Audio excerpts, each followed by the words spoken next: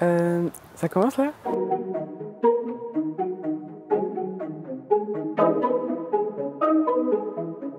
Convergence, c'est un projet de théâtre à destination d'amateurs et d'amatrices qui est porté par l'association Belleville Citoyenne. C'est une association, comme son nom l'indique, qui est au cœur de Belleville. Et ce projet a fait le pari de créer une pièce de théâtre de A à Z à travers des ateliers à destination d'amateurs et d'amatrices de tous âges. Donc les groupes sont très souvent intergénérationnels.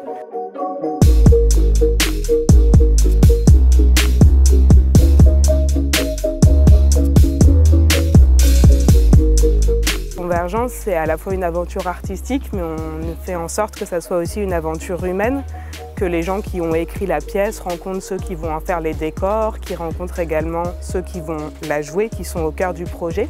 Et à l'arrivée, on peut dire que Convergence, c'est un projet qui a réuni 80 amateurs et amatrices du nord-est parisien, avec quelques personnes qui venaient aussi d'autres arrondissements de Paris ou de banlieue, qui a écrit une pièce de théâtre qui cette année s'est appelée Éclat de comptoir, qui a pris racine dans un théâtre emblématique de Belleville qui s'appelle le Relais et qui a ensuite permis à environ 500 spectateurs de voir la pièce qu'on a jouée cette année à la fois au Tarmac, au centre d'animation Kensaro Wiva et à la MP2A Saint-Germain qui a une très belle salle.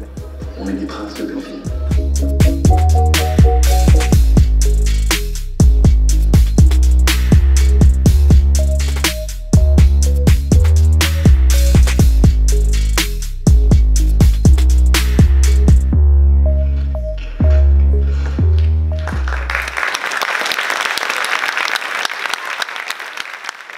On commence par un atelier d'écriture qui cette année a été en partenariat avec le Théâtre de la Colline et le Tarmac. Le texte étant écrit, l'atelier de jeu, on l'appelle jeu, c'est un atelier d'interprétation, le récupère, le travaille avec des metteuses en scène. Cette année, c'était Alice Barbosa et moi-même, Louise Bataillon, qui avons mis en scène cette pièce. En parallèle de ça, on crée des ateliers aussi de fabrication de décors, de fabrication d'accessoires, des ateliers de vidéo, parce que cette année, on a fait le choix que certaines scènes soient filmées et qu'elles apparaissent dans le spectacle sous forme d'une projection qui interagissait avec le jeu des comédiens. Il y a aussi eu des ateliers de création sonore pour faire un travail sur le son à partir de ces vidéos.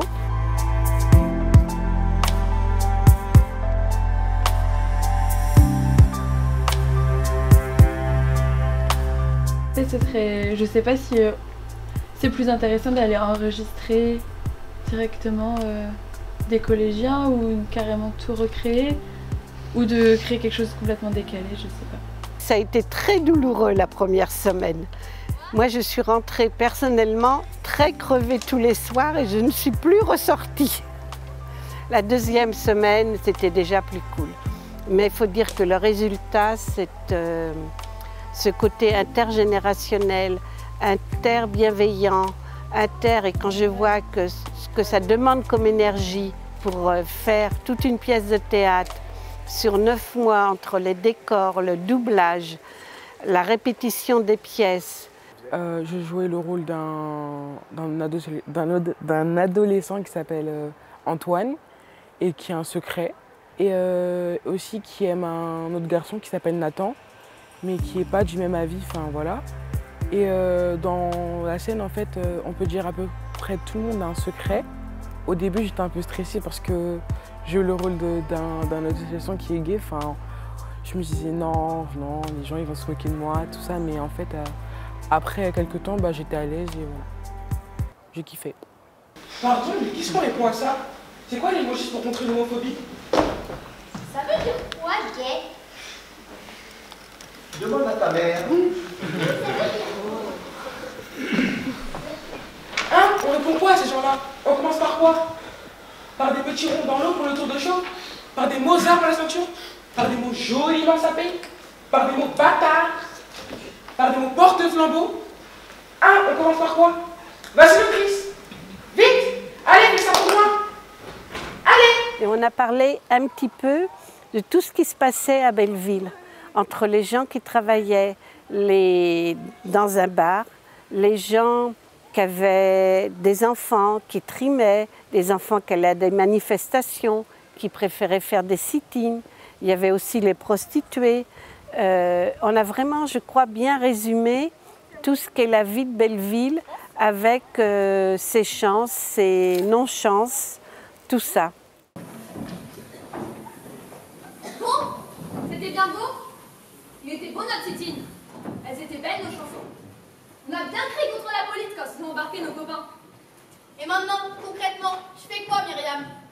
Et maintenant, concrètement, on rentre chez nous, on va boire un chocolat chaud bien mérité, et on se passe de la pommade dans le dos en se disant bravo. Si chacun d'entre nous hébergeait une des personnes pour lesquelles on se mobilise, on serait peut-être plus efficace qu'avec notre sit-in. Je les ai bien vus avec leurs pancartes. On est tous des SDF. Tiens, là, une chanson un peu engagée, ce serait bien.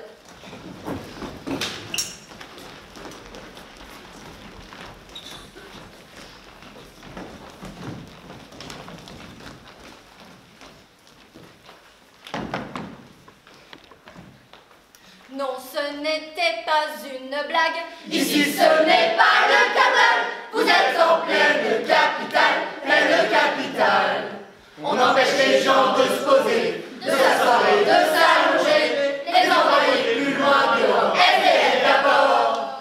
La mère a donc changé de piste. Elle est tout sauf une socialiste. Elle a trahi ses convictions, oui ses convictions. Les sans-abri, on les soutient. On les traite pas comme des chiens, alors on en sort tous dehors. SDF d'abord. En tout, il y a eu environ 800 spectateurs qui ont été réunis pour voir le spectacle. Cette année, les amateurs ont été particulièrement professionnels. Je pense que les 3 représentations ont été assez semblables. Il n'y a pas eu des grands écarts avec des grands couacs.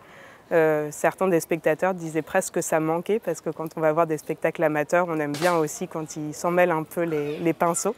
Mais là, ça n'a pas été le cas, donc on espère que l'année prochaine, il y aura des vrais gros problèmes.